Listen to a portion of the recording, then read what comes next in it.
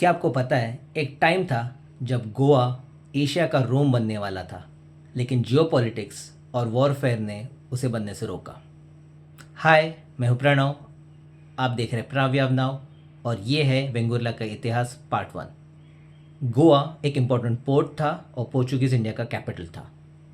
Portuguese India का part बनने से पहले वो बीजापुर सल्तनत के अंडर आता था और बीजापुर सल्तनत को पोर्चुगीज़ इन्फ्लुएंस को रोकना था और बदला लेना था। उसी वक्त एंट्री होती है डच ईस्ट इंडिया कंपनी की। डच ईस्ट इंडिया कंपनी को भी इंडिया में ट्रेडिंग इन्फ्लुएंस बढ़ाना था और उस वक्त डच यानी नेदरलैंड्स स्पेन से इंडिपेंडेंस डिक्लेयर कर रहे थे, क्योंकि वो स्पेन के ऑक्यूपेशन के अंडर थे। उस वक्त पोर्चुगल का लास्ट राजा मर जाता है और स्पेन का राजा ही पोर्चुगल का राजा बन जाता है और एक आइबेरियन यूनियन बनता है जो पोर्चुगल और स्पेन का एक यूनियन था। अब इस यूनियन की वजह से स्पेन के एनिमीज़ पोर्चुगल के एनिमीज़ बन जाते हैं। इसमें कैथलिक वर्सेस प्रोटेस्टेंट एंगल भी आ जाता है। डच जो प्रोटेस्टेंट्स थे वो ऑटोमेटिकली पोर्चुगल के खिलाफ हो जाते हैं। इसकी वजह से पोर्चुगल और डच में युद्ध शुरू होता है।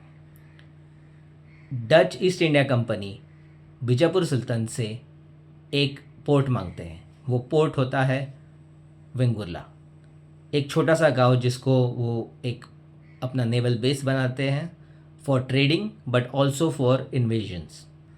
अगले कई सालों तक डच ईस्ट इंडिया कंपनी के शिप्स पोर्चुगीज शिप्स को ब्लॉकेड करते हैं और गोवा से जाने वाला सारा माल रोक देते हैं। इस ब्लॉकेड से पोर्चुगीज़ इकोनॉमी पे बहुत बुरा असर होता है और इवेंचुअली पोर्चुगीज़ और डच में एक ट्रीटी साइन होती है और पोर्चुगीज़ इन्फ्लुएंस इंडिया में बहुत लिमिटेड हो जाता है उसके बाद।